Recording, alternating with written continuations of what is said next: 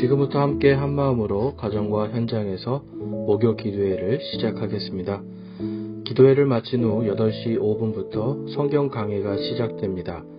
기도의 기쁨과 말씀의 은혜가 충만한 시간이 되시길 소망합니다.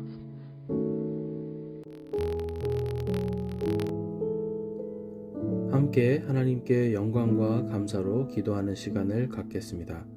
말씀을 읽겠습니다. 함께 읽으실 말씀은 시편 29편 1절에서 2절까지 말씀입니다. 오 강력한 자들아, 너희는 영광과 능력을 주께 드리고 주께 드릴지어다. 주의 이름에 합당한 영광을 그분께 드리며 거룩함의 아름다움으로 주께 경배할지어다. 아멘. 말씀을 묵상하면서 함께 하나님께 영광과 감사로 기도드리는 시간을 갖도록 하겠습니다.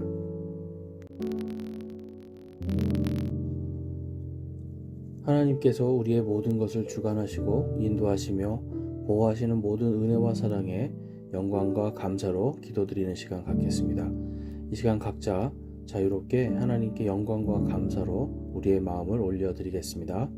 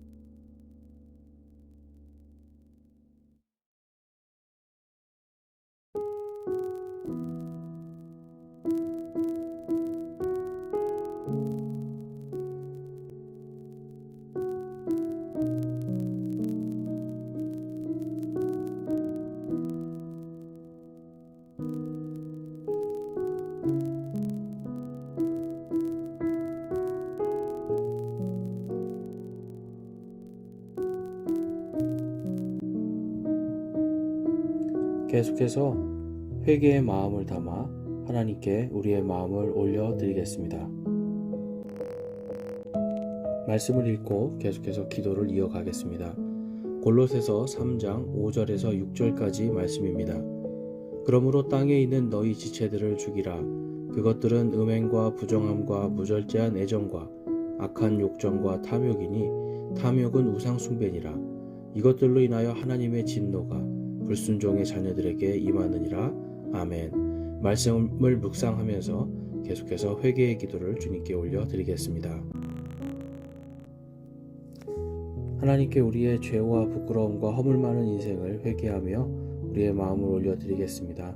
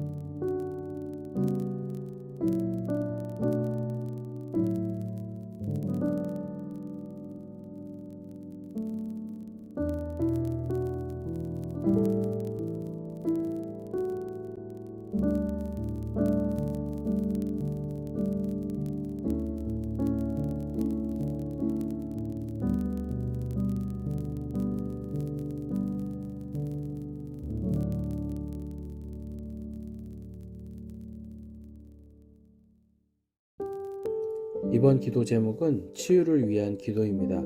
함께 개인과 가족과 이웃들과 지체들을 위해 치유의 기도를 드리는 시간 갖도록 하겠습니다. 치유를 위해서 함께 말씀을 먼저 묵상하고 기도를 이어가겠습니다. 출애굽기 15장 26절 말씀입니다. 이르시되 내가 주 내 하나님의 음성에 부지런히 귀를 기울이고 그의 눈앞에서 옳은 것을 행하며 그의 명령들을 귀담아 듣고 그의 모든 법규를 지키면 내가 이집트 사람들에게 내린 이 질병 중 하나도 너희에게 내리지 아니하리니 나는 너를 치유하는 주니라 하시니라. 아멘. 말씀을 묵상하면서 우리의 병든 몸과 연약한 모든 것들을 위하여 함께 기도하겠습니다.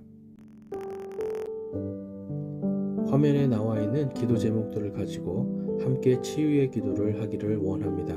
자신과 이웃과 교회 지체들의 치유를 위해서 함께 기도하시고 또한 구원의 은혜가 필요한 가족들이 있습니다. 그들의 혼이 구원을 받고 예수 그리스도 안에서 온전히 치유될 수 있기를 함께 기도하기를 소망합니다.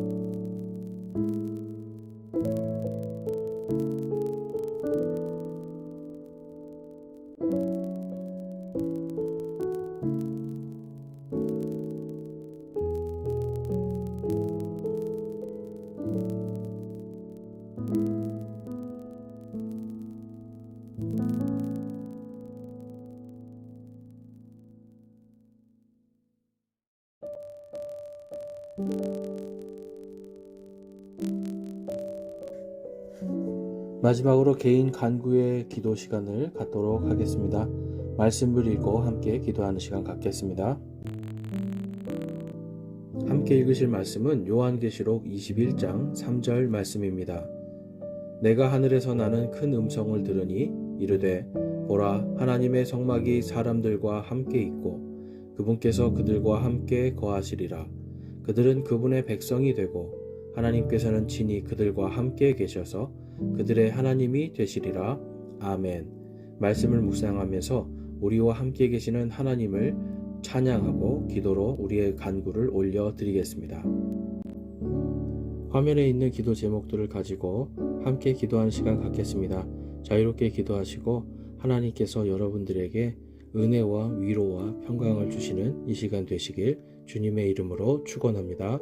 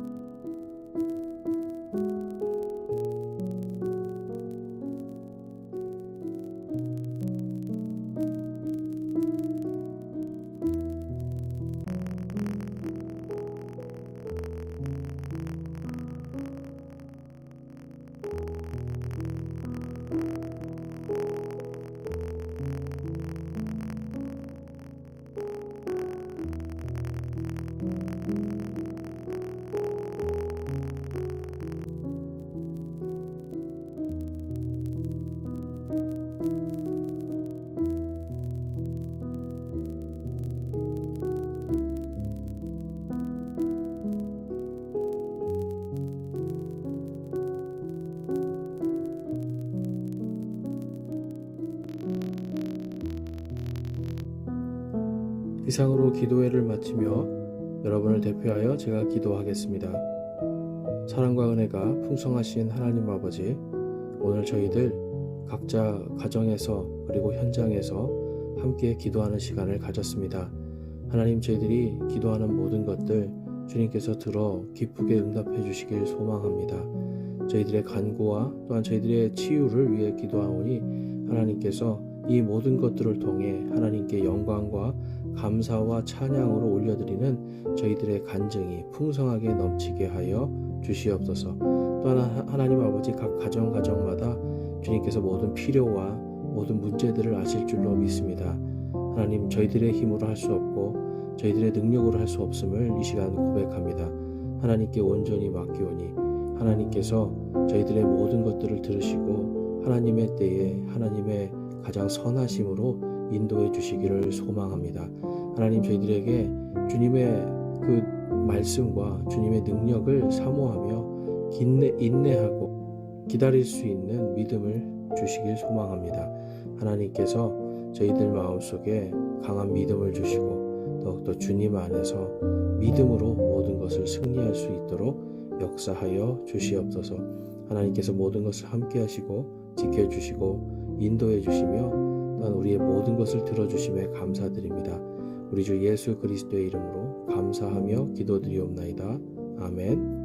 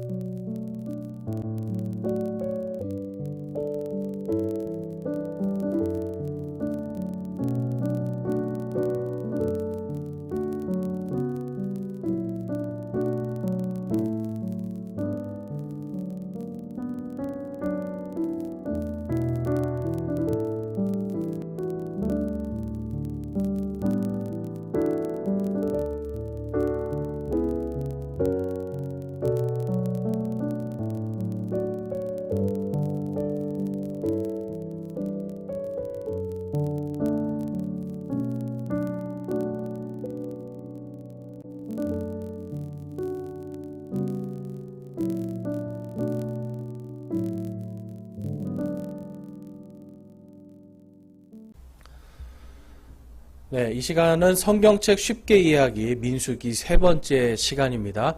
은혜의 경륜 안에서 광야를 통과하는 백성들에 대해서 우리가 지금까지 계속 살펴보고 있습니다. 그래서 이 시간은 이제 우리가 계속해서 광야 방랑의 시대에 대해서 좀 더 많이 살펴보겠습니다. 자, 15장을 좀 우리가 좀 살펴보면 거룩하신 하나님 해서 이제 품위와 질서에 대한 부분을 말씀하고 있어요. 그러니까 하나님께서는 이스라엘 백성들이요 질서 있게 행하기를 원하시는 겁니다.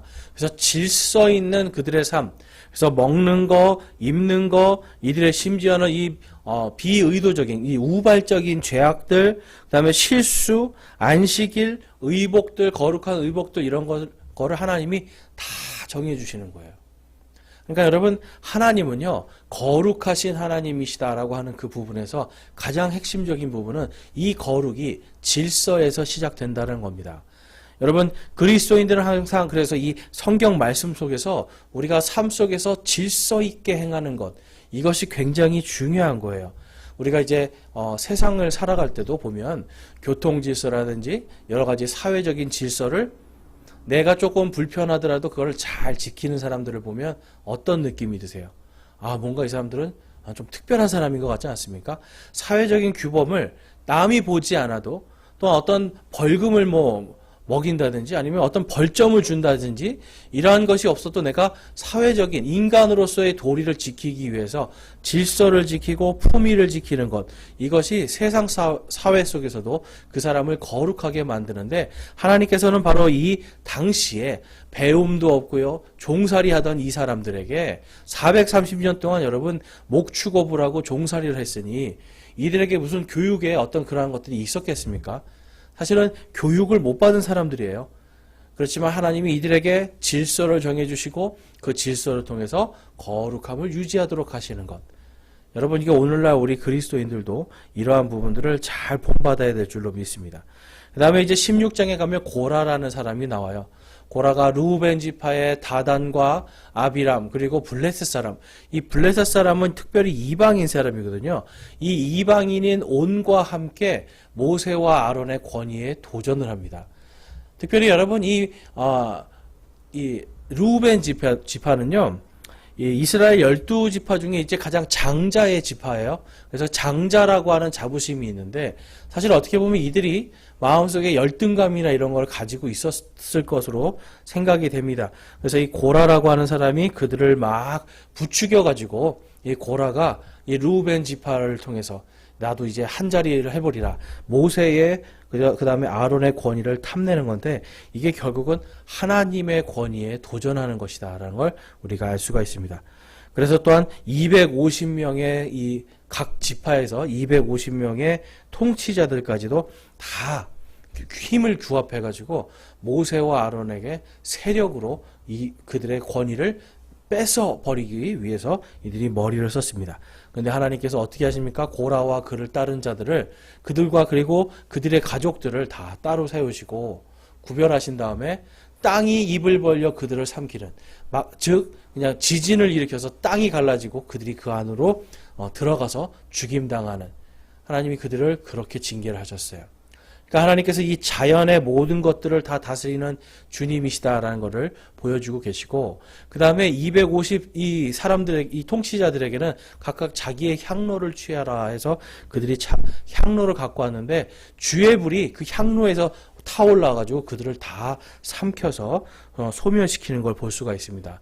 그러니까 여러분 하나님께서는 이 당시의 사람들의 이 어떻게 보면 이 우상을 무너뜨리시는 거예요. 사람들이 이 땅을 우상화하던 그런 것들.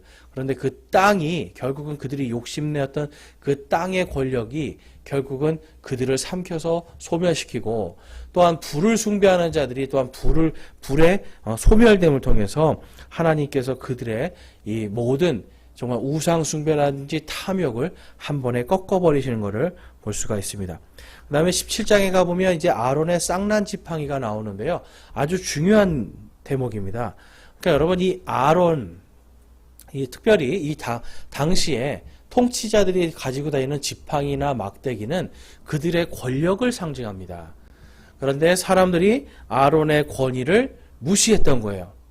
그러니까 아론의 권력에 대한 하나님께서 아론에게 주신 이 권위를 의심하니까 하나님께서 각 지파에서 12지파에서 통치자들이 전부 다 막대기를 가지고 와라. 그래서 그 막대기를 쭉 세워놓고 그 중에 레위 지파에서는 아론이 자신의 지팡이를 세웠는데 그 중에서 유일하게 아론의 지팡이에만 싹이 돋아나는 거예요. 여러분, 나무를 자르면 그 나무는 이미 죽은 나무입니다. 싹이 날 수가 없죠. 더군다나 이건 지팡이를 계속해서 지금 광야에서 들고 다니던 지팡이였거든요. 그러니까 당연히 이 막대기는 죽은 막대기입니다. 그런데 거기에서 새순이 나서 싹이 나고 그 싹이 영원히 말라버리지 않는 것을 통해서 하나님께서는 바로 이 아론의 권위가 하나님에게서 온 것이고 이것이 영원한 권위임을 상징적으로 보여주시는 걸 볼 수가 있어요. 그래서 이 아론의 쌍난 막대기, 쌍난 지팡이 이것은 부활과 영존하는 권능을 상징하는 걸 볼 수가 있습니다. 우리가 이 부분은 조금 이따가 다시 살펴보겠습니다. 그 다음에 18장에서 19장을 가보면 제사장과 이 레위 사람들의 직무에 대한 말씀이 있는데요. 결국은 하나님께서 이 제사장들과 레위 사람들에게 이 직무를 정확하게 가르쳐 주시는 거예요. 그러니까 여러분, 하나님께서는 이제 우리가 아셔야 되는 게 그냥 대충 두리뭉실이 없어요. 정확하게 너는 이것을 하고 너는 이것을 하고 너는 여기까지만 하고 너는 여기까지만 하고 이렇게 정확하게 갈라주십니다. 그러니까 여러분, 이 성경적인 것은 우리가 아셔야 되는 게 어떤 높고 낮음의 문제가 아니라 직무에 대한 문제인 거예요. 교회에서도 목사를 굉장히 높은 사람으로 이제 한국에서는 많이 만들어 놓고 미국도 보면 이제 어떤 개신교 쪽에서는 목사를 굉장히 높은 사람으로 만들어 놓습니다. 천주교도 당연히 신부나 이런 사제들을 높은 사람으로 만들어 놓는데 사실 성경에서는 그 높은 사람의 지위를 주는 게 아니라 직무를 나누는 거예요. 당신은 예를 들어서 목사라면 당신은 설교하고 가르치고 기도하는 직무를 가지고 있는 것입니다. 라는 뜻이 되는 거예요. 그러니까 하는 일이 성경을 공부하고 기도하는 가운데 성도들을 위해서 하나님의 이 말씀을 잘 먹이는 게 이게 바로 목사가 할 일입니다. 그렇지만 성도들은 어떻습니까? 성도들은 또한 이 교회 공동체를 위해서 서로가 서로 또한 사랑의 직무를 가지고 있는 거예요. 그러니까 각각 본인들이 가지고 있는 하나님께서 주신 달란트를 가지고 능력들을 가지고 그 능력에 맞게 섬기는 것. 그것이 여러분 결국은 모두가 똑같은 직무라는 거예요. 그래서 하나님은 계속해서 이 질서를 상하로 나누는 것이 아니라 평등한 가운데 당신은 이 일을, 당신은 이 일을, 또한 당신은 이 일을 해라라고 가르쳐 주십니다. 지난주에도 보니까 어떤 지파는 천막만 나르고 또 어떤 지파는 기둥만 나르고 또 이런 거 어떤 지파는 성전에 있는 이런 그릇이나 이런 기물들을 나르고 하나님께서 정확하게 정해주셔서 서로 싸울 일이 없고 다른 사람의 영역에 침범하지 못하게 하는 걸 볼 수가 있어요. 그러니까 하나님은 뭐든지 질서를 통해서 그분의 거룩하심을 계속해서 나타내십니다. 또한 우리 그리스도인들도 하나님 안에서 질서를 통해서 내가 다른 사람이 어떤 권위에 도전한다든지 그것을 욕심낸다든지 다른 사람이 나보다 잘하는 것에 대해서 내가 시기하고 질투해서 그 사람의 영역을 침범한다든지 이러한 일들을 하지 말라라고 하나님이 우리에게 민수기를 통해서 말씀하시는 거예요. 그러니까 그리스도인들은 사회에서도 마찬가지고요. 가정에서도 마찬가지고 언제나 이 질서를 잘 지켜야 됩니다. 가정에서는 남편은 남편의 직무를 충실하게 행해야 돼요. 그렇다고 해서 아내가 아내보다 높이 있는 자가 아니라 아내는 또 아내의 직무를 또 충실하게 행하는, 그래서 서로가 서로를 존중하고 서로가 서로에게 복종하는 그러한 관계가 바로 그리스도인의 가정이고, 자녀들은 또한 부모를 잘 공경하는, 부모의 말을 잘 듣는 이러한 질서 가운데 있는 것이 그리스도인의 가정입니다. 그래서 여러분, 이 직장에서도 마찬가지고, 이제 에베소서 5장과 에베소서 6장에 가보면 또 무슨 말씀을 하세요? 하나님께서 직장에서도 이 종들아 라고 이제 쉽게 말해서 요즘으로 말하면 사원들아, 너희 사장이 하는 일을 잘 섬기는데 마치 그리스도를 섬기는 것처럼 섬겨라, 이렇게 말씀하는 거예요. 그러니까 그들이 가지고 있는 그 직무를 잘 존중하라는 겁니다. 그 다음에 이제 20장에 가보면 모세의 실수와 아론의 죽음에 대한 부분이에요. 이제 백성들이 물이 없다고 또 막 불평을 하기 시작합니다. 불과 얼마 전만 해도 지금 그들이 고기가 먹고 싶다고 난리를 쳤었어요. 그러면서 모세의 권위를 계속해서 흔들고 떨어뜨리려고 했는데 이제는 물을 가지고 또 대적을 하니까 이제 모세가 정말 화가 난 겁니다.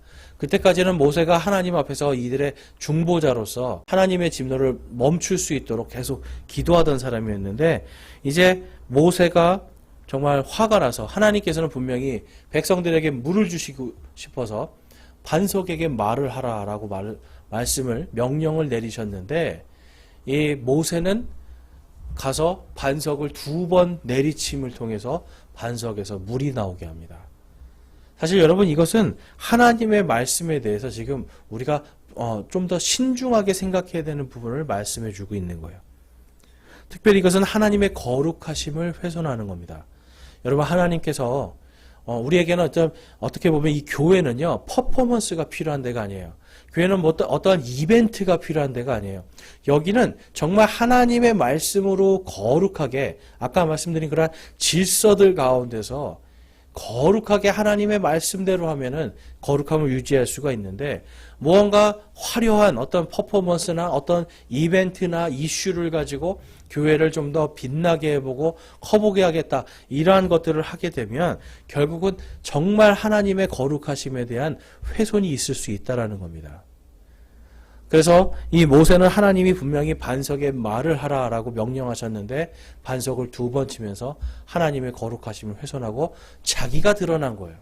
그러니까 자기가 드러나는 일을 해버리고 자기의 성질과 자기의 혈기로 그 일을 했기 때문에 하나님께서는 이 모세에게 경고를 주시는 겁니다.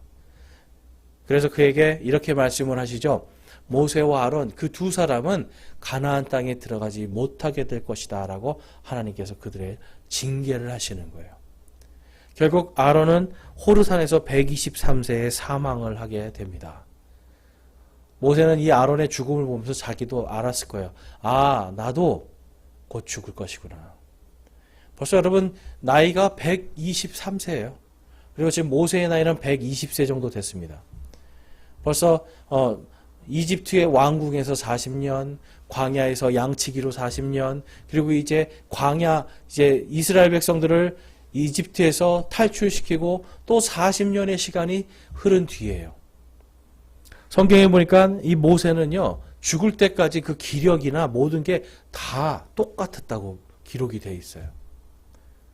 그러니까 여러분, 어떻게 보면 기력이 딸리고 아프고 나에게 뭔가 불가능한 것이 막 느껴지면 아쉬움이 더 없었을 텐데, 모세는 아마 끝까지 가나안 땅에 들어가지 못하는 아쉬움이 있었을 겁니다. 그만큼 하나님은 이 모세를 끝까지 사용하셨지만 하나님께서 그분의 말씀대로 이루셔서 모세가 그 가나안 땅에 들어가지 못하게 하는 징계를 내리시는 거예요. 그것을 통해서 하나님의 거룩하심이 어떠한 것인가를 이 세대들에게 다 보여주시는 겁니다. 그리고 나서 이제 새로운 세대가 시작이 되는데요.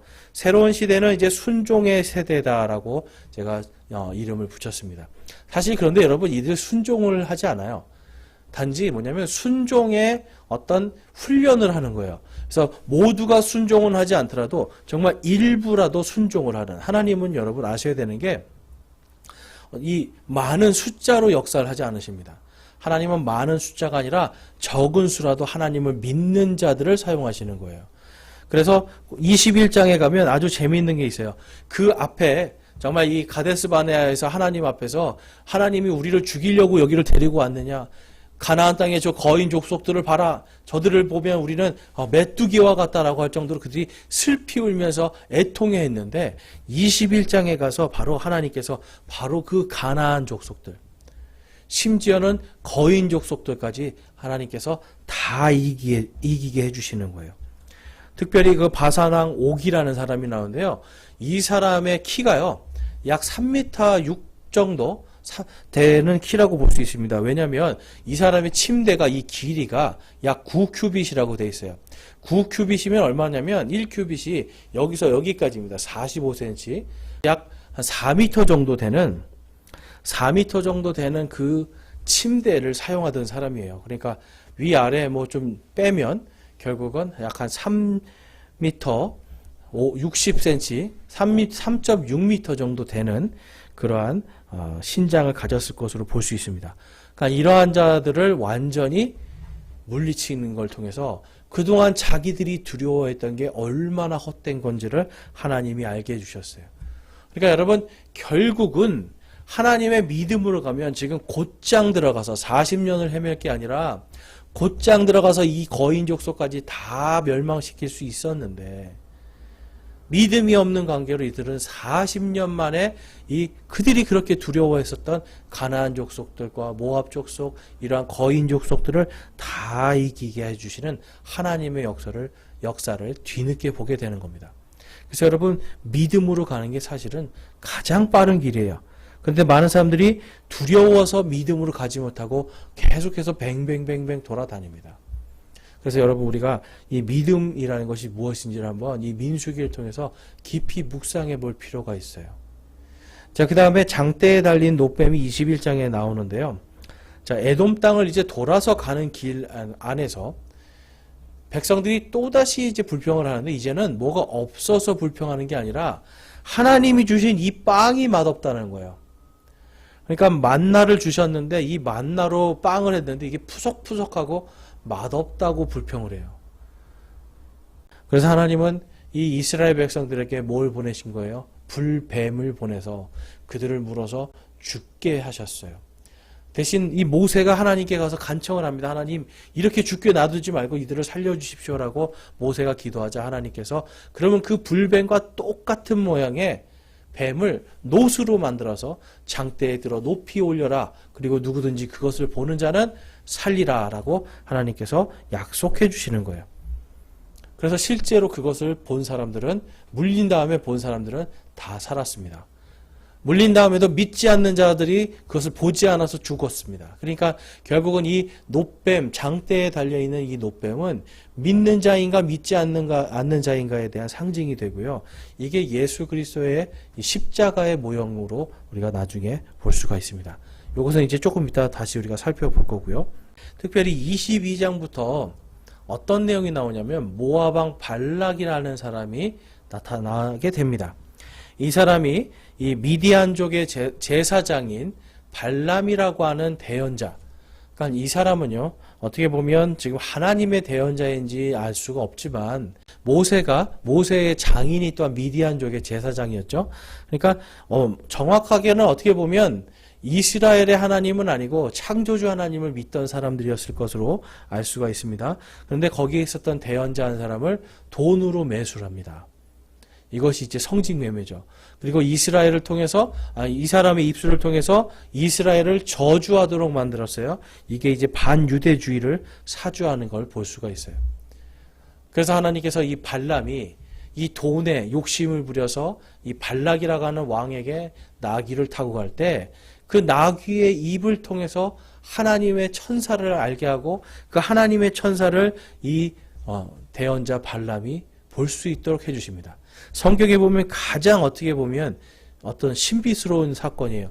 동물이 인간에게 말한 유일한 사례가 됩니다. 그래서 하나님은 오히려 이 발람의 입술을 통해서 이스라엘 백성들을 4번이나 축복하게 하세요.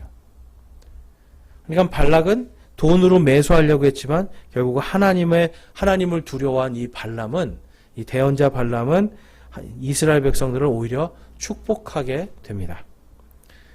그래서 이제 이것을 발람의 교리다라고 이스라엘 사람들은 말을 해요. 성직매매와 반유대주의. 그래서 여러분, 오늘날도 발람의 교리를 따라가는 사람들은 항상 두 가지를 같이 병행해서 갑니다. 하나는 뭐냐면 성직매매, 돈으로 무언가 성직을 살 수 있게 하고, 그 다음에 또 하나는 뭐냐면 바로 반유대주의를 하게 하는 거예요. 그런데 하나님께서는 이것을 음행과 우상숭배다라고 경고를 하십니다. 요한계시록 2장 14절에 가보면 그러나 내가 너를 책망할 것이 몇 가지 있나니 이는 거기에 발람의 교리를 붙잡는 자들이 내게 있기 때문이로다. 발람이 발락을 가르쳐 이스라엘 자손 앞에 걸림돌을 놓아 우상들에게 희생물로 바친 것을 먹게 하고 또 음행하게 하였느니라. 아멘. 자, 그래서 발람이 발락을 가르쳐 이스라엘 자손 앞에 걸림돌을 놓게 했다. 그러니까 이것이 바로 성직 매매를 말하고 있는 겁니다. 그래서 성직을 일부러 돈을 주고 사서 가짜로 하나님의 말씀이 아닌 다른 말씀을 선포하게 하는 것. 이것이 바로 발람의 교리이고요. 또한 이스라엘 백성들을 저주하게 하고 이스라엘을 멸망시키게 하는 것에 사용하는 그런 하나님의 말씀조차도 그렇게 사용하면 이것이 발람의 교리입니다. 이것이 이제 여러분 가장 대표적인 곳이 바로 이제 카톨릭 교회라고 볼 수가 있어요. 카톨릭 교회는 여러분 중세 시대에 엄청나게 많은 성직 매매를 했습니다. 그리고 그들은 철저하게 반유대주의를 따라가요. 오늘날도 여러분 이 카톨릭과 똑같은 교리를 사용하는 교단들에서는 똑같은 교리를 가지고 있어요. 단지 이러한 형식만 다른 거예요, 사실. 그러니까 개신교 안에도 이 카톨릭과 똑같은 교리를 가지고 있는 이 발람의 교리를 가지고 있는 교단들은 전부 다 성직 체계를 많이 갖고 있습니다. 그리고 그것으로 이제 교회에 돈을 내게 하고요. 또한 그것을 통해서 이제 이 반유대주의까지도 나가는. 그래서 그것을 하나님께서는 음행이요 우상숭배다라고 하시면서 경고를 하고 있거든요. 그래서 교회들은 이러한 것들을 지금 철저하게 성경 말씀 속에서 예수님이 싫어하시는 거기 때문에 하지 않는 그러한 지혜가 필요할 겁니다. 그다음에 이제 26장부터는 새롭게 인구 계수를 해요. 그래서 새 인구 조사와 분배의 법칙을 이제 하나님께서 교육을 하시는 걸 볼 수가 있어요. 그러니까 여러분 새 인구 조사에 대한 부분을 이제 살펴보면 하나님께서 이제 그 앞에는 60만 3,550명이었지만 이제 이 40년 동안 20세 이상의 모든 남자들이 죽을 때까지 그들의 모든 이 백성들이 40년을 헤매면서 떠돌아다니면서 이제 새롭게 40년 만에 20세 이상의 남자들만 계수를 했는데 60만 1,730명 그래서 남자의 수가 1,820명 정도가 들어있는 것을 볼 수가 있습니다. 그러니까 이러한 숫자를 정확하게 나타낸다는 거 여러분 이것은 이 일이 실제 있었다라는 걸 알 수가 있고요. 더군다나 이 역사를 보면 항상 역사에서 이 부풀리는 게 많아요. 신화들은 뭔가 부풀립니다. 그런데 여기서 보니까 숫자가 줄어들었죠, 오히려. 그래서 이 많은 역사학자들이 볼 때 이 성경의 진실성은 바로 이런 것들입니다. 보통은 인구를 늘리고 싶어 하는 게 사람의 욕심이지만 하나님의 이 기록은 오히려 사람의 숫자를 줄여서 정말 하나님께서 그 당시에 60만 1,730명의 사람들을 하나님께서 그들을 이집트에서 데리고 나와서 이제 가나안 땅으로 보내는 인구의 숫자다라고 정확하게 제시해 주고 계세요. 그러니까 여러분 성경이라는 건 지금 어떤 사람의 글이 아니라 하나님의 글이다라는 것을 이러한 숫자들을 통해서 더 정확하게 알 수 있게 됩니다. 그 다음에 27장에 가면 상속법이 나오는데요. 특별히 이제 여기가 목의 상속에 대한 이야기가 나와요. 그래서 슬로브핫이라고 하는 그 사람의 딸들이 탄원을 하는 이야기가 나와요. 우리 아버지 슬로브핫이 이 아들이 없이 지금 죽었는데 그러면 이제 그 아버지의 땅을 누가 상속을 받아야 되는가? 아직 사실 상속받은 상태가 아니거든요. 근데 이제 가나안에 들어갔을 때 누가 상속받아야 되는가 할 때 우리 딸들에게 주십시오라고 탄원하는 이야기가 나오고 있어요. 그리고 이제 이때 새로운 지도자로 여호수아가 딱 등장을 합니다. 그러니까 여호수아가 등장함을 통해서 이제 하나님은 새로운 시대에 이제 모세는 죽고 새로운 시대에 새로운 리더가 세워지는 것을 보여주시는 거예요. 네, 28장에서 30장까지는 이제 경배에 대한 말씀이에요. 그래서 어떻게 보면 이제 예배에 대한 그리고 헌물에 대한 말씀인데요. 매일 드리는 것, 안식일에 드리는 것, 명절에 드리는 것. 사실 이거를 하나님이 새로운 세대에게 다시 교육을 하고 다시 말씀을 해주세요. 성경에 보면 지금 계속 하실 하나님께서는요, 이 일을 반복하시거든요. 내가 다시 한번 또 가르쳐 주시는 거예요. 그리고 또 가르쳐 주시고. 그래서 사람들은요, 계속해서 어떻게 보면 잘 잊어버리고, 그 다음에 소홀히 여길 수 있기 때문에 하나님이 중요한 것들을 계속해서 말씀을 해주고 계세요. 특별히 이제 예배에 대한 부분과 그 다음에 속죄에 대한 부분을 하나님이 이렇게 말씀을 하시고, 그 다음에 자신의 삶을 헌물로 드리는 낫사르 사람에 대한 이야기를 다시 말씀해 주십니다. 그러니까 내 인생을 살아있는 희생물로 하나님께 드리는 게 낫사르 사람인데, 이러한 사람들에 대해서도 다시 한번 하나님이 말씀해 주세요. 그 다음에 31절과 31장과 32장에 가보면 이제 노략물과 땅의 분배의 법칙을 교육하십니다. 제가 아까 처음에도 말씀드린 것처럼 하나님은 항상 질서예요. 질서.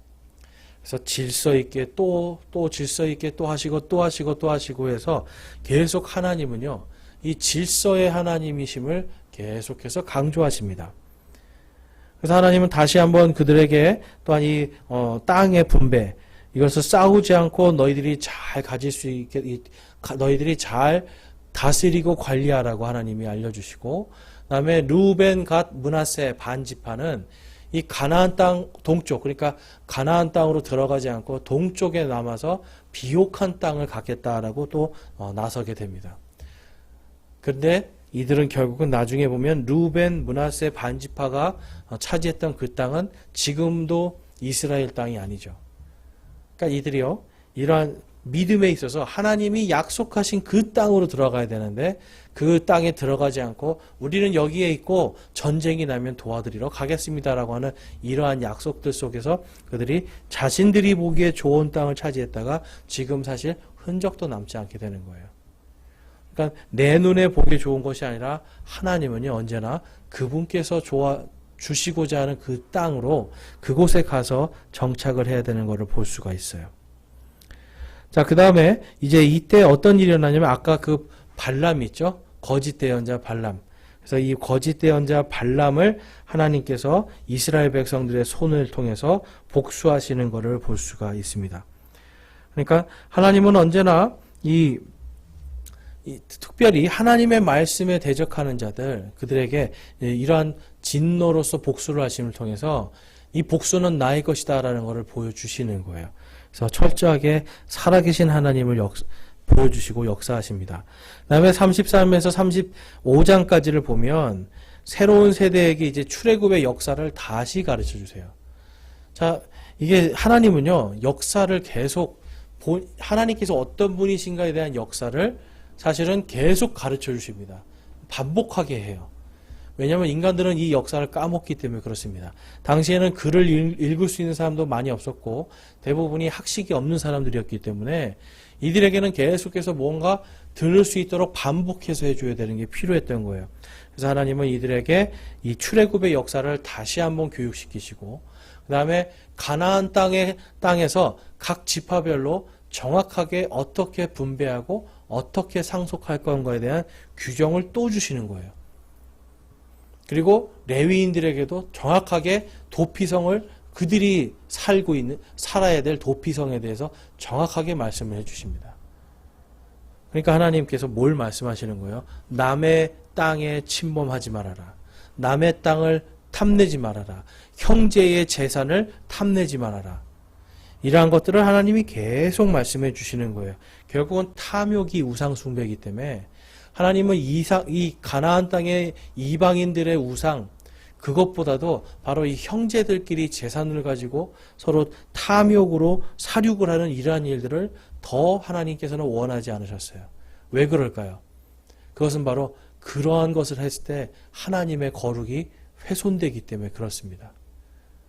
그래서 여러분 우리 그리스도인들은 이 재산에 대한 싸움들 이런 것들을 그런 거에 휘말리면 안 되는 거예요.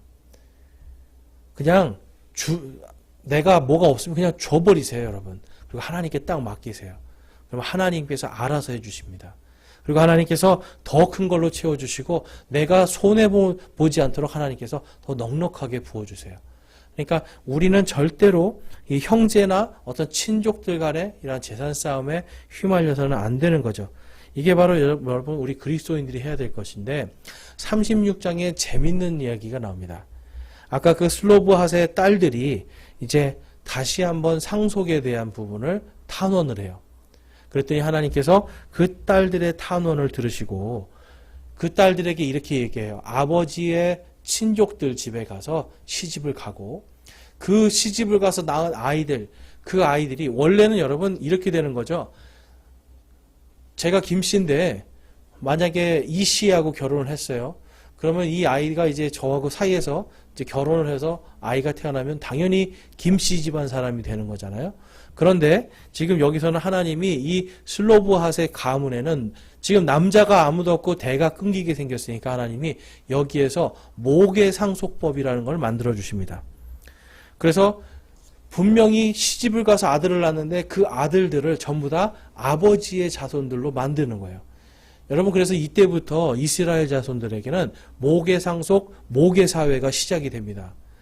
그래서 남자들이 없는 가정에서는 반드시 친족들을 통해서 대를 이어서 그 다음에 그 아버지를 통해서 또 계속해서 살 수 있도록. 자, 이게 이제 뭐가 되는 거냐면 유대인들은 이때부터 이제 어떤 것이 되냐면 이렇게 되는 거예요. 제가 장가를 가잖아요. 그러면 처갓집에 분명히 사위로 가지만 이스라엘 백성들은 사위도 자기의 자식으로 호적에 넣게 되는 겁니다. 그래서 사위를 통해서도 이 장인의 가문이 계속해서 대를 이어서 갈 수 있게 하는 거예요. 이것은 어떻게 이것이 가능하냐면 하나님께서 남자가 아버지와 어머니의 집을 떠나 여자와 연합을 하여서 그 둘이 한 몸이 될지니라 라고 말씀하죠. 이것을 통해서 한 몸이 됐기 때문에 부모님도 한 부모님이 되는 거예요. 이해가 좀 되시나요? 그러니까 결국은 처가와 본가를 서로 따로 구별하는 것이 아니라 그냥 한 집안으로서 한 집안과 한 몸으로서 인정을 해서 이 엄마를 통해서 그 가정의 대를 이어가도록 하나님께서 또한 이런 은혜의 법을 주시고 친족끼리 다른 친족의 재산을 넘보거나 그것을 탐하려고 하는 것을 막아버리시는 거예요. 그래서 하나님께서 땅은 절대로 그 집안 사람들 것이지 다른 사람에게 넘어가지 못하게 하기 위해서, 소유권이 넘어가지 못하게 하기 위해서 이러한 것을 만들었다라고 성경에 기록하고 있습니다. 그러니까 여러분, 하나님은 철저하게 이러한 모든 악의 근원들을 법으로 다 막으셨던 거예요. 민수기는 지금 36장까지 해서 이제 이 모계상속법에 대한 것까지 해서 다 끝나게 돼요. 그러면 이제 이 안에서 우리가 뭘 볼 수가 있냐면 민수기에 나오는 예수 그리스도의 구속사에 대한 부분을 살펴볼 수가 있어요. 다른 것은 이제 앞에 했기 때문에 오늘 한 것만 좀 살펴보면 아론의 쌍난 지팡이와 예수 그리스도의 상관관계. 그래서 여러분, 이 예수 그리스도의 부활은요, 그분이 하나님의 권위를 가지신 분이다. 그리고 그분이 영원한 대제사장이시다라는 것을 확실하게 보여주는 증거입니다. 제가 아까 말씀드린 것처럼 아론의 이 지팡이는 이미 죽어 있었던 지팡이에요. 죽은 나무예요. 근데 거기에서 싹이 나고 이것이 영원히 마르지 않고 계속 싹을 틔우고 있는 것은 바로 예수 그리스도의 부활을 상징을 합니다. 그래서 하나님께서 이 싹난 지팡이를 하나님의 언약궤 안에 넣고 보관하게 하시죠. 그러면서 아론의 권위가 하나님에게서 왔음을 영원토록 보여주는 증거가 되게 하셨어요. 사도행전 17장에 가보면 17장 31절에 예수님의 부활에 대해서 다음과 같이 말씀합니다. 그분께서 그 사람을 죽은 자들로부터 살리심으로써 모든 사람들에게 그 일에 대한 확실한 증거를 주셨느니라 하니라. 히브리서 9장 11절 말씀에 그러나 그리스도께서는 다가올 좋은 일들의 대제사장으로 오시되 손으로 만들지 아니한 성막 곧 이 건물에 속하지 아니한 더 크고 더 완전한 성막을 통해 오셔서. 아멘. 지금 아론의 쌍난 지팡이가 들어가 있었던 바로 하나님의 증거궤, 언약궤가 들어가 있었던 그 성막이 이 성막은 예수님을 상징하는 모형이었다라는 것을 히브리서에서 말씀하고 있어요. 그러면서 예수님은 지금 더 좋은 성막이 되셨어요. 왜 그렇습니까? 이제는 죽지도 않고 썩지도 않아요. 그래서 영원한 생명을 가진 부활의 예수님이시기 때문에 이제는 그러한 옛날의 그 성막에 속하지 않고 더 완전한 성막으로 오셨다라고 지금 히브리서 기자는 말씀하고 있습니다. 그리고 사도행전에서는 뭐라고 말씀해요? 확실한 증거다라고 말씀을 해요. 그래서 예수님의 부활은 그분께서 우리의 대제사장이 되시고 영원한 부활의 권능이심을, 그리고 그것이 하나님에게서 왔음을 우리에게 보여주고 있다는 걸 알 수가 있습니다. 그 다음에 이것이 이제 그 다음에 십자가에 달리신 우리 그리스도의 표적에 대해서 좀 살펴보면, 아까 말씀드렸죠? 이 모세가 놋뱀을 높이 장대에 들어서 들고 불뱀에 물린 사람들이 그 놋뱀을 쳐다봤을 때 그들은 살 수 있었습니다. 오직 믿음으로 살았던 거예요. 그들이 하나님 앞에 분명히 하나님 앞에 불법을 저지르고 하나님을 대적했던 자들인데 믿음으로 그것을 봄으로 구원을 받는 거예요. 주의 이름을 부름으로 구원을 받는, 그것이 바로 은혜입니다. 그래서 요한복음 3장 14절에서 15절에 보면, 모세가 광야에서 뱀을 든 것 같이 사람의 아들도 반드시 들려야 하리니 이것은 누구든지 그를 믿는 자는 멸망하지 않고 영원한 생명을 얻게 하려 함이니라. 아멘. 그리고 이 뒤에 요한복음 3장 16절 유명한 말씀이 나오는 거예요. 그러니까 모세가 광야에서 뱀을 든 것 같이 사람의 아들도 반드시 들려야 하리니, 예수님이 말씀하시는 거예요. 장대에, 이 나무에 달린 것은 저주가 있다라고 이 사람들은 믿었습니다. 그래서 그거에 대한 설명이 갈라디아서에 나와요. 갈라디아서 3장 13절에서 14절. 그리스도께서 우리를 위해 저주가 되사 율법의 저주에서 우리를 구속하셨으니 기록된 바 나무에 달리는 모든 자는 저주를 받았느니라 하였느니라. 이것은 아브라함의 복이 예수 그리스도를 통해 이방인들 위에 임하게 하고 또 우리가 믿음을 통해 성령을 약속으로 받게 하려 함이니라. 아멘. 나무에 달린 자는 저주받은 자다라는 것이 이들의 문화였어요. 그러니까 놋뱀이 나무에 달린다는 것은 당시에 여러분 이집트에서 이 이스라엘 백성들이 믿었던 건 사실 뱀신이었습니다. 이집트의 모든 신은 다 뱀과 연결이 돼 있어요. 뱀의 자손들이에요. 그러니까 뱀을 섬기는 자들에게 뱀이 가서 물어 죽게 만들고, 또 하나님이 이 뱀을 노수로 쳐서 장대에 매달아 저주가 되게 하시고, 누구든지 그것을 바라보는 자는 구원을 받게 하시는. 그래서 예수님께서 스스로 저주가 되신 거예요. 예수님이 스스로 저주가 되시고 스스로 장대에 높이 들리심을 통하여서 누구든지 그분을 믿는 자는 구원을 받을 수 있도록 하나님께서 분명히 광야에서 저질렀던 이 이스라엘 백성들의 이 엄청난 불순종을 오히려 신약시대의 예수님을 통해서 이것이 하나님의 은혜요 하나님의 완전한 사랑인 것을 우리가 신약 성경을 통해서 깨닫게 됩니다. 그러니까 하나님은요, 사람의 범죄와 악한 것을 결국은 하나님께서 모든 것이 합력하여 선을 이루는, 그래서 하나님은 제가 늘 말씀드리죠. 하나님은 우리의 죄보다는 우리의 생명에 관심이 더 있으시다. 그래서 하나님은 생명을 살리는 일을 하시는 겁니다. 그 다음에 모계상속법과 친족대속법을 우리가 좀 살펴보면 이 그리스도의 처녀 탄생이 바로 모계상속법과 연결이 됩니다. 그래서 예수님의 어머니 마리아가 있죠. 마리아도 사실은 이 다윗 왕의 한 가문의 한 사람이었어요. 그 아들들 중에 나단이라는 사람이 있었어요. 그 가문에서 마리아가 태어나요. 그리고 예수님의 이제 의붓아버지인 이 요셉은 이 솔로몬 가문입니다. 그러니까 어쨌든 양 가문이 전부 다 왕가의 가문인데, 결국은 하나님께서는 이 처녀인 마리아를 통해서 하나님께서 유다와 이 다윗 왕에게 약속하신 영원한 다윗의 왕국, 이것을 이제 하늘의 다니엘서에서는 하늘의 왕국이라고 기록되어 있고, 요한계시록에 가니까 1000년 동안 통치하는 천년 왕국이 기록되어 있어요. 이것을 상속받을 수 있는 유일한 아들이 예수님이 될 수 있도록 하나님께서 바로 이 모계상속법을 통해서, 예수님이 분명히 이 어머니 쪽에서 태어났음에도 불구하고 하나님의 모든 언약과 하나님의 모든 언약을 성취하게 해주시는, 그것도 법에서 어긋나지 않고 질서 있게 그 가운데서 성취하게 하시는 그 하나님을 볼 수가 있습니다. 그러니까 여러분, 이 모계상속법 하나만 봐도 하나님이 얼마나 철두철미한 분인가를 알 수가 있어요. 단 하나도 법에서 어긋남이 없습니다.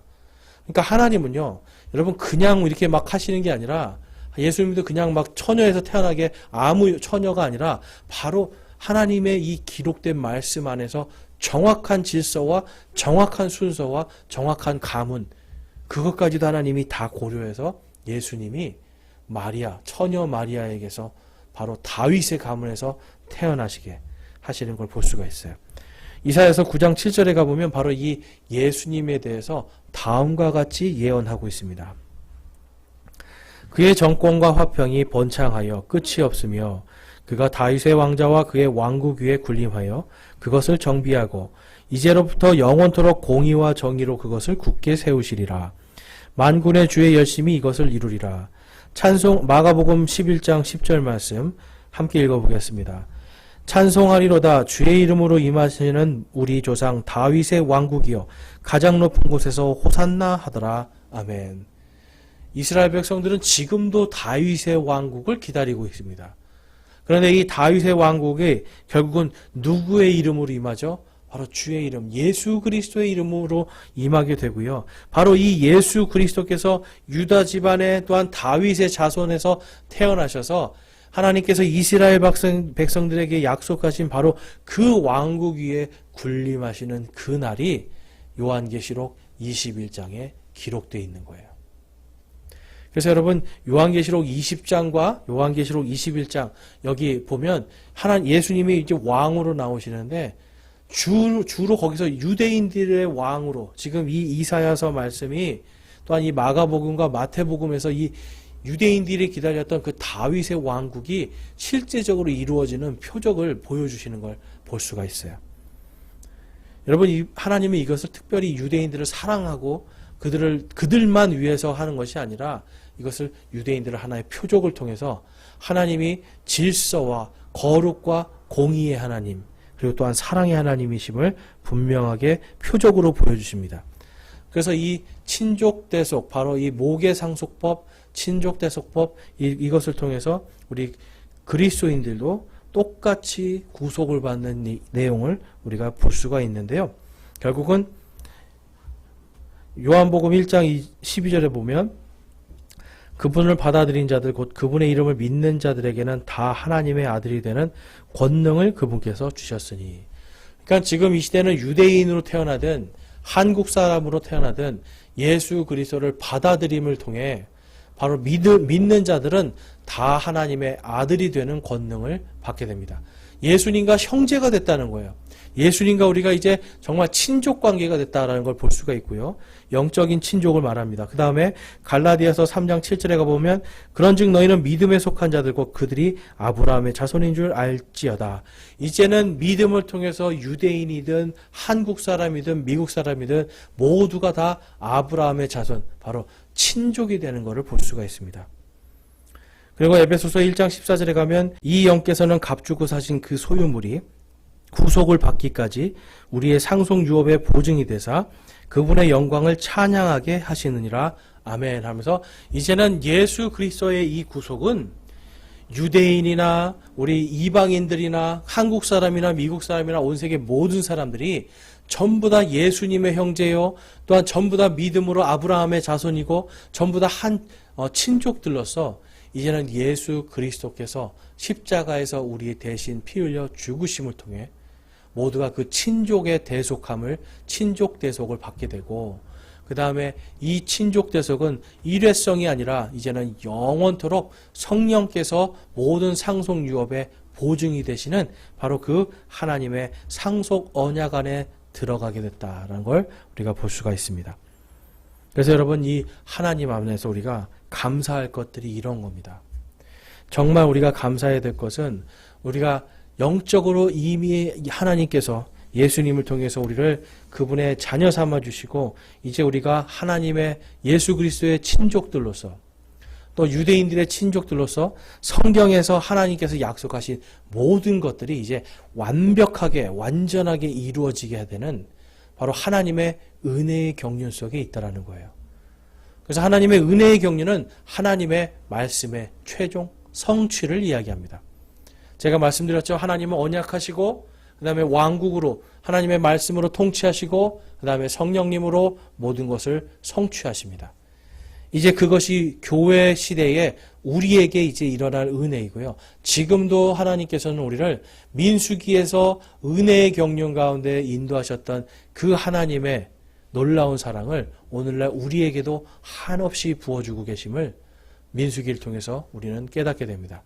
저와 여러분이 이 민수기를 통해서 정말 복잡한 내용들이 많이 있지만 다른 어떤 것보다 하나님께서는 완전히 그분의 말씀이, 기록된 말씀이 단 하나도 오차 없이 질서 있게 완전하게 다 성취되도록 은혜의 경륜으로 이스라엘 백성들을 인도하셨고, 오늘날도 하나님의 말씀이 1.1획도 단 하나도 땅에 떨어지지 않고 모두가 다 성취되게 하시기 위해서 지금도 은혜의 경륜으로 우리를 인도하고 계시다 라는 이 사실을 우리가 분명하게 기억하고, 하나님께서 단지 계시다는 것을 믿는 것이 아니라 하나님의 은혜의 경륜 안에 우리가 살아가고 있다. 우리는 다른 것이 아니라, 다른 누가 아니라, 돈이나 세상의 사람이나 권력들이 아니라 오직 하나님 한 분만을 믿고 그분을 믿고 한 걸음 한 걸음 갈 때 그것이 가장 은혜의 길이요, 그것이 우리 성도들을 거룩한 삶으로 인도하는 거룩한 하나님의 자녀의 삶이 되는 것을 우리가 깊이 깨닫기를 바랍니다. 그래서 저와 여러분이 앞으로 민수기를 또한 읽어보시면서 오늘 우리가 봤던 이러한 내용들을 통해서 예수 그리스도의 은혜와 하나님의 은혜의 경륜을 깊이 묵상하고 하나님의 은혜 가운데서 좌로나 우로나 흔들리지 않고 믿음으로 승리하는 저와 여러분이 되시기를 주님의 이름으로 축원합니다. 우리 기도하고 마치겠습니다. 하나님 아버지 감사합니다. 오늘도 저희들 말씀을 통해서 하나님의 이 은혜의 경륜을 살펴보았습니다. 하나님께서는 이 말씀을, 기록하신 말씀을 단 하나도 어김없이, 단 하나도 오차 없이, 틀림없이 하나님께서 모든 것을 성취하심을 이 민수기를 통해서 살펴보았습니다. 저희가 바로 그 하나님의 은혜의 경륜 안에 있음을 감사를 드립니다. 이제 하나님께서 기록하신 모든 말씀을 성취하시기 위해 우리를 한 걸음 한 걸음 인도해 주심을 저희들이 믿습니다. 저희들이 단지 하나님이 계시는 것을 믿는 믿음이 아니라 하나님께서 우리와 동행하시고 하나님께서 모든 것을 성취하시는 분임을 온전히 믿고 믿음의 이 여정을 한 걸음 한 걸음 끝까지 잘 걸어갈 수 있도록, 실족하지 않도록 믿음으로 예수 그리스도만 바라봄으로 사는 저와 우리 모든 성도들 되게 하여 주시옵소서. 주님께서 인도하시고 함께하시고 또한 성취하심에 감사드립니다. 우리 주 예수 그리스도의 이름으로 감사하며 기도드리옵나이다. 아멘.